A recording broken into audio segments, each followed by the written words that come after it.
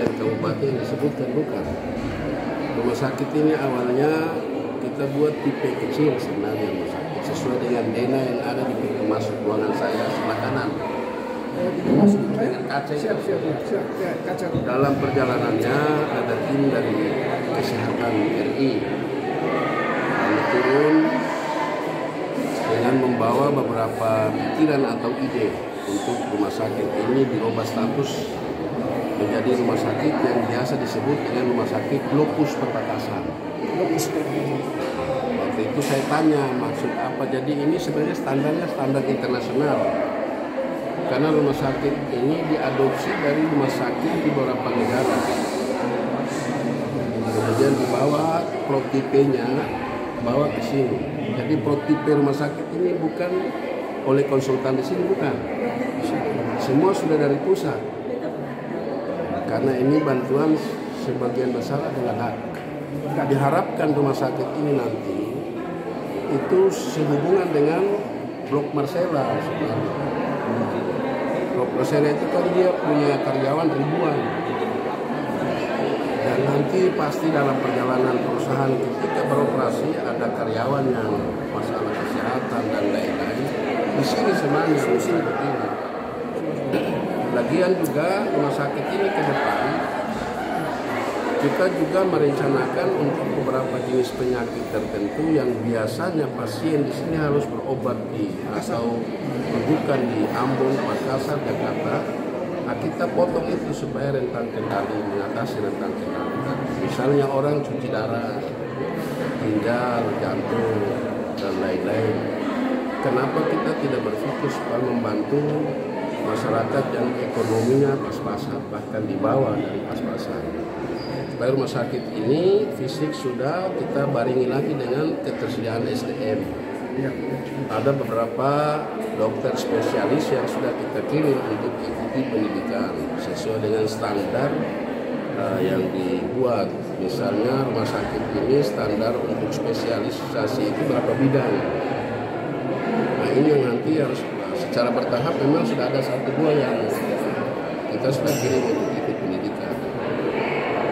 Nah, ke depan nanti rumah sakit ini juga sambil jalan kita akan penuhi lagi beberapa persyaratan, misalnya gedung untuk VIP, kemudian mes untuk menjawab saudara yang dari pulau-pulau. Mes ini kita antisipasi kalau pasien yang tidak ada keluarga di sini sulit untuk dia nginep di orang, dia bisa tinggal di situ di mes ini, sehingga dia bisa langsung datang berobat, tidak butuh lagi pengeluaran naik ojek, naik motor. Kenapa itu kita lihat di Rumah Sakit Harapan di Jakarta. Kalau Bapak ke Jakarta lihat di luar itu semuanya dihuni oleh orang-orang pendatang yang bawa pasien untuk berobat berbulan-bulan, bertahun-tahun, penuh semua itu. Nah ini kan kasihan kan, orang sudah datang bawa pasien butuh uang untuk bayar pasiennya, baru bayar penginapan lagi di situ. Kali ini kita buat mes, kira-kira kapasitasnya 50 kamar, supaya nanti akses kita buka di bawah, jadi orang dari pulau-pulau tidak harus dia dari sini langsung, karena jalan sudah masuk, tinggal hanya berapa menit ke sini. Gitu. Jadi jangkauan semua kita buat supaya memudahkan.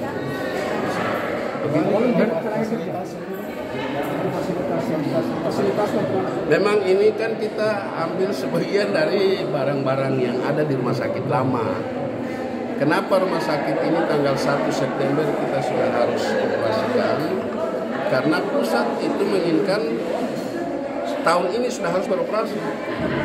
Kalau kita memperlambat pengoperasian rumah sakit ini, otomatis bantuan tidak akan turun.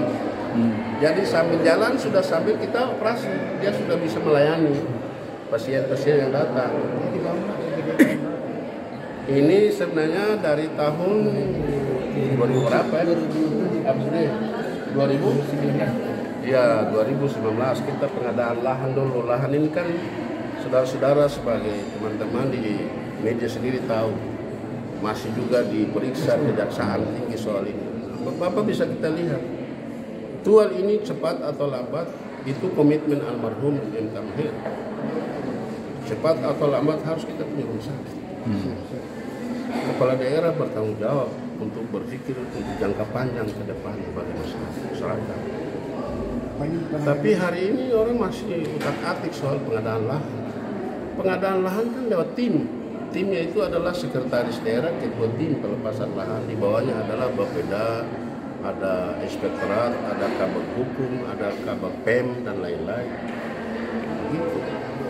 Dan pelepasan lahan itu kan dia bertahap. Mekanismenya jalan panjang sampai terakhir baru tinggal saya yang tanda tangan. Membangun satu daerah memang begitu. Oh bagaimana? Ya, Pak Wali untuk ini kan bertaraf internasional. Kalau kita Ya. naik kerja berapa banyak nanti? Hah? Naik kerja berapa banyak gitu? Kalau perkiraannya untuk SDM standar rumah sakit ini berapa ratus, berapa ribu sesuai yang paparan dulu di Taman Kota. Sekitar 300 lebih. 300 lebih itu ya, termasuk dokter spesialis yang apa ya. Perkirakan sekitar itu 300 lebih. Nah yang ada sekarang berapa? 200 lebih, masih kurang sekian. Iya, permintaan ini kan ya begitu ya, kaitan dengan rekrutmen CPNSD. Umumnya kan passing grade. Nah ini teman-teman, saya tidak ragu kalau saya menyampaikan ini. Aturan main atau instrumen yang dibuat khususnya tentang rekrutmen pegawai negeri, di daerah itu rugi sebenarnya. Kita daerah kepulauan, geografisnya, medan, tantangannya beda. Di atas kertas dia lulus, bagus, nilainya tinggi, tapi ditaruh di Kur, Mangur, Fadol, Kaimer, 1 tahun, 2 tahun sudah menangis pulang. Nah ini masalah. Jadi kita kurang sekian, kita antisipasi dengan rekrutmen P3K. Yang dulu sudah honor-honor sudah lama itu, kita usulkan untuk P3K. Karena honor biasa sudah ada edaran. Tahun depan sudah tidak boleh lagi. Termasuk sarjana hukum harus ada juga di sini. Sarjana hukum itu butuh dua orang ya. Itu maksudnya untuk satu waktu terjadi malpraktek, naik pengaduannya situ. Ada lagi yang sarjana akuntansi, sarjana ekonomi harus ada di sini. Dan semua itu nanti oleh Ibu Direktur kan buat kebutuhannya. Setiap tahun itu kebijakan pemerintah daerah untuk menjawab misalnya P3KK atau ada toleransi honorer misalnya. Karena sayang begini banyak besar gedung-gedung fasilitas tersedia tapi SDM sengaja mau ngapain? Wali untuk transportasi untuk kita lagi di sini.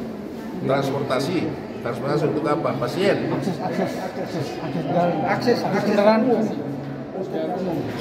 Oh iya, nanti kan ada kendaraan yang sudah punya kita Pemkot di Dinas Perhubungan ada berapa. Nanti trayeknya kita akan bicarakan. Sekarang kan melayani mahasiswa itu, tapi tidak efektif juga saya lihat. Karena mahasiswa lebih banyak ke ojek, punya motor sendiri. Jadi dia rutenya kita sudah buat untuk menjangkau anak sekolah SD, SMP, bahkan SMA. Tapi saya lihat kayak bolak-balik kosong banyak. Pagi orang tua antar sini anaknya ke sekolah-sekolah. Tapi kita sediakan saja untuk umum masyarakat umum. Kan sudah punya itu, tinggal kita arahkan saja buka trayeknya di sini.